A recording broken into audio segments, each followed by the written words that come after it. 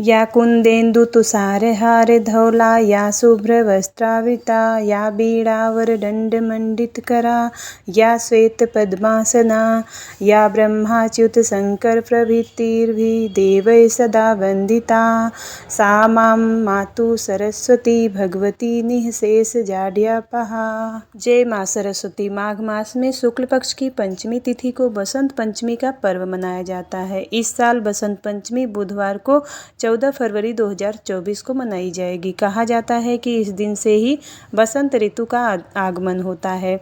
इसके साथ ही इसी दिन माता सरस्वती की उत्पत्ति हुई थी और यह दिन छात्रों, कला, संगीत आदि क्षेत्रों से जुड़े लोगों के लिए बेहद खास होता है।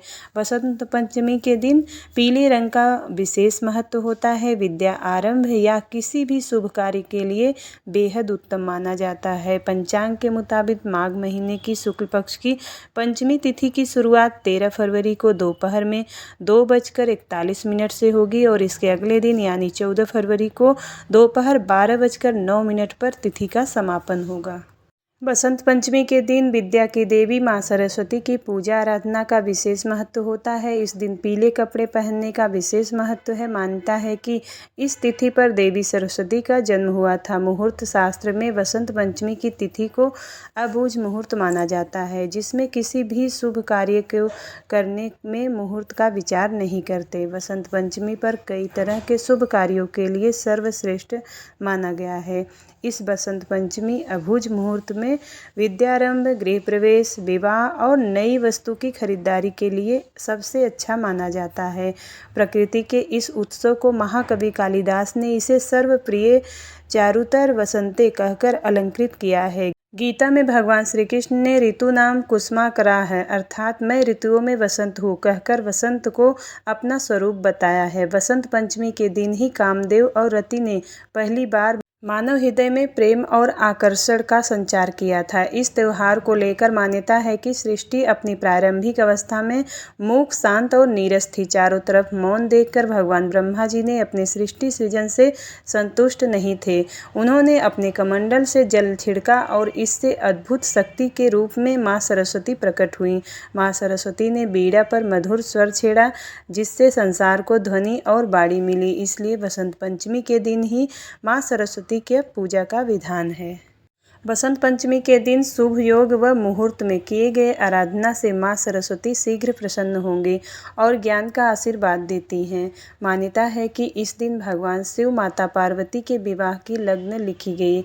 विद्यार्थी और कला, साहित्य से जुड़े हर व्यक्ति को इस दिन माँ सरस्वती की पूजा अवश्य करनी चाहिए। इस दिन सच्चे मन से की गई पूजा कभी विफल नहीं जाती। माँ सरस्वती की पूजा से घर में सकारात्मक ऊर्जा का प्रवाह होता है। इस दिन घर में माँ सरस्वती की मूर्ति या तस्वीर अवश्य स्थापित करना चाहिए। घर में बीड़ा रखने से घर में रचनात्मक वातावरण निर्मित होता है। घर में हंस की तस्वीर रखने से मन को शांति मिलती है और एकाग्रता बढ़ती है। माँ सरस्वती की पूजा में मोरपंख का बड़ा महत्व है। घर के मंदिर में मोरपंख रखने से नकारात्मक ऊर्जा का अंत होता है। कमल के फूल से माँ का पूजन करें। बसंत पंचमी के दिन विवाह, गृह प्रवेश और अन्य शुभ कार्य संपन्न कराए जाते हैं। बसंत पंचमी के दिन शिशुओं को पहली बार अन्न खिलाया जाता है। इस दिन बच्चों का अक्षर आरंभ भी कराया जाता है। बसंत पंचमी में पीले रंग का विशेष महत्व है। पूजा विधि में पीले रंग की प्रयोग वस्तुएं जरूर करना चाहिए। पीले रंग के व्यंजन बनाएं। बसंत पंचमी के दिन कामदेव और उनकी पत्नी रति की भी पूजा की जाती है। माघ माह के शुक्ल पक्ष की पंचमी तिथि की शुरुआत होगी 13 फरवरी को 2:41 से और इसका समापन होगा 14 फरवरी दोपहर में 12:09 पर। तो इस साल बसंत पंचमी का पर्व 14 फरवरी को मनाया जाएगा। पंचांग के अनुसार बसंत पंचमी के पूजा का शुभ मुहूर्त रहेगा 14 फरवरी को सुबह 7:01 से लेकर 12:35 तक। दोपहर में बसंत पंचमी के दिन शुभ मुहूर्त 5:35 तक है। भगवान ब्रह्मा के मुख से बसंत पंचमी के दिन ही ज्ञान और विद्या की देवी माँ सरस्वती का प्राकट्य हुआ था। इसी वजह से ज्ञान के उपासक सभी लोग बसंत पंचमी के दिन अपनी आराध्य देवी माँ सरस्वती की पूजा अर्चना करते हैं। बसंत पंचमी के दिन सुबह जल्दी उठना चाहिए। स्नान आदि से निवृत्त होकर पीले या सफ़ेद रंग का वस्त्र पहने। उसके बाद माँ सरस्वती के पूजा का संकल्प लें। पूजा स्थान पर माँ सरस्वती की मूर्ति या तस्वीर स्थापित करें। माँ सरस्वती को गंगा जल से स्नान कराएं, फिर उन्हें पीले वस्त्र पहनाएं। इसके बाद पीले फूल, अक्षत, सफ़ेद चंदन या पीले रंग की रोली, पीला गुलाल और धूप, दीप, गंध आदि अर्पित करें। इस दिन सरस्वती माता को गेंदे के फूल की माला पहनाएं, साथ ही पीले रंग की मिठाई का भोग लगाएं। इसके बाद सरस्वती वंदना एवं मंत्र से माँ सरस्वती की पूजा करें। आप चाहें तो पूजा के समय सरस्वती कवच का पाठ भी कर सकते हैं। आखिर में हवन कुंड बनाकर हवन सामग्री तैयार कर लें और ओम श्री सरस्वत्यै नमः स्वाहा मंत्र की एक माला का जाप करते हुए हवन करें। अंत में खड़े होकर माँ सरस्वती की आरती करें। बसंत पंचमी की पौराणिक कथा के अनुसार बसंत पंचमी को लेकर कई पौराणिक कथाएं प्रचलित हैं। मान्यता है कि सृष्टि रचयिता भगवान ब्रह्मा ने जीवों और मनुष्यों की रचना की थी। उन्होंने इस बात का ध्यान रखा कि वातावरण बिल्कुल शांत हो और इसमें किसी भी बाड़ी ना हो। यह सब करने के बाद ब्रह्मा जी संतुष्ट नहीं थे। सृष्टि की रचना के बाद से ही उन्हें सृष्टि सुनसान और निर्जन नजर आने लगी। तब ब्रह्मा जी ने भगवान विष्णु जी से अनुमति लेकर अपने कमंडल से पृथ्वी पर जल का छिड़काव किया। कमंडल से धरती पर गिरने वाले जल से पृथ्वी पर कंपन हुए और एक अद्भुत शक्ति के रूप में चतुर्भुजी वाली, 4 भुजाओं वाली सुंदर स्त्री प्रकट हुई। इस देवी के एक हाथ में बीड़ा और दूसरे हाथ में वरमुद्रा होती है, बाकी अन्य हाथ में पुस्तक और माला थी। ब्रह्मा जी उस स्त्री से बीड़ा बजाने का अनुरोध किया। देवी की बीड़ा बजाने से संसार के सभी जीव जंतुओं को बीड़ा प्राप्त हुई। उसके बाद ये देवी को सरस्वती कहा गया। इस देवी ने बीड़ा के साथ साथ विद्या और बुद्धि भी दी। इसलिए बसंत पंचमी के दिन घर में सरस्वती माँ की पूजा भी की जाती है। इस दिन देवी सरस्वती को बागेश्वरी, भगवती, शारदा, बीड़ावादिनी और बागदेवी सहित अनेक नामों से पूजा जाता है। बसंत पंचमी के दिन भगवान शिव की पूजा की जाती है। बसंत पंचमी के दिन शिव जी ने माँ पार्वती को धन और संपन्नता की देवी होने का वरदान दिया था। यही कारण है कि पार्वती माँ को नील सरस्वती भी कहा जाता है।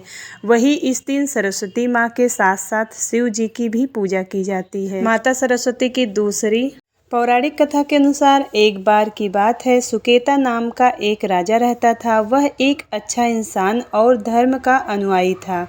उसने धर्म के नियमों के अनुसार राज्य पर शासन किया। राजा अपने राज्य के नागरिकों की बहुत अच्छी देखभाल करता था। उसकी सुवेदी नाम की एक बहुत ही सुंदर पत्नी थी। एक बार सुकेता के राज्य में आक्रमण हुआ और सुकेता को अपने शत्रुओं से युद्ध करने को विवश होना पड़ा। दुश्मन मजबूत थे और सुकेता अपनी रक्षा करने में सक्षम नहीं था और अपनी जान बचाने के लिए युद्ध के मैदान में भाग गया। उसके साथ उसकी पत्नी भी भाग गई। वे दोनों अपनी जान बचाकर भाग गए और समय रहते एक जंगल में पहुंच गए। जब वे जंगल में पहुंचे तो वे थक चुके थे और भूखे थे। उन्हें जो कुछ भी मिला वे उसे खाकर रहे थे, लेकिन फिर भी उनकी भूख शांत नहीं हो रही थी, क्योंकि उनको जो कुछ भी खाने को मिला था वह काफ़ी कम था। भूख ने अपना असर दिखाना शुरू कर दिया था और राजा एक समय चल भी नहीं पा रहा था। राजा नीचे गिर गया और रानी अपनी जांघ को राजा के लिए तकिए के रूप में बनाकर उसे शांत करने की कोशिश कर रही थी। वह बहुत चिंतित थी और उसने भगवान से कुछ मदद की प्रार्थना की, जिससे उनको चिंताओं और दर्द से छुटकारा मिल सके। संयोग से ऋषि अंगिरस उस रास्ते से जा रहे थे और उन्होंने राजा और रानी को देखा। उन्होंने रानी से पूछा कि वह कौन है और वे जंगल में कैसे आए हैं। रानी ने ऋषि को अपनी कहानी सुनाई। ऋषि को पता चल गया कि वे राजा और रानी हैं। फिर उन्होंने रानी से कहा कि पास में ही पंचवटी तालाब के पास दुर्गा क्षेत्र नामक एक जगह है। उन्होंने रानी को पूरी भक्ति के साथ देवी की पूजा करने की सलाह दी। ऋषि ने रानी और राजा को साथ में चलने के लिए कहा। वे दोनों ऋषि के साथ उस स्थान पर चले गए। ऋषि ने राजा और रानी से पवित्र तालाब में स्नान करने को कहा। राजा और रानी स्नान करके लौटे। ऋषि ने उन्हें देवी दुर्गा और सरस्वती की पूजा करवाई। उन्होंने उनसे षोडशोपचार पूजा करवाई, जो 16 विभिन्न प्रकार की पूजा या सेवा करके देवी को प्रसन्न करती हैं। यह पूजा 9 दिनों तक चली। 10वें दिन एक यज्ञ किया गया और ऋषि अंगिरस द्वारा निर्देशित राजा और रानी द्वारा 10 प्रकार के दान किए गए।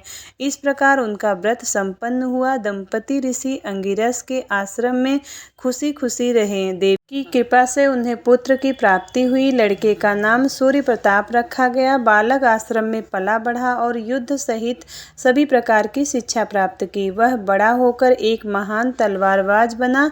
उसे कोई डर नहीं था। लड़का एक युवा योद्धा बना और अंगिरस ऋषि के आशीर्वाद से उन शत्रुओं पर हमला किया जो अब उसके पिता के राज्य पर शासन कर रहे थे। उसने युद्ध के मैदान में सभी दुश्मनों को हरा दिया और उसने अपने पिता के खोए हुए राज्य पर नियंत्रण कर लिया। वह आश्रम में लौट आया और ऋषि के आशीर्वाद से अपने माता पिता को वापस अपने राज्य में ले गया। उस दिन से सुवेदी हर साल इस व्रत को करती थी और उनका परिवार हमेशा के लिए खुशी से रहने लगा। बोलिए सरस्वती माता की जय। उम्मीद करती हूँ वीडियो आपको पसंद आया होगा। यदि वीडियो पसंद आता है तो वीडियो को लाइक ज़रूर करिएगा और चैनल पर पहली बार आए हैं तो सब्सक्राइब ज़रूर करिएगा। मिलती हूँ अगली वीडियो में, तब तक के लिए जय माँ सरस्वती, जय माता रानी।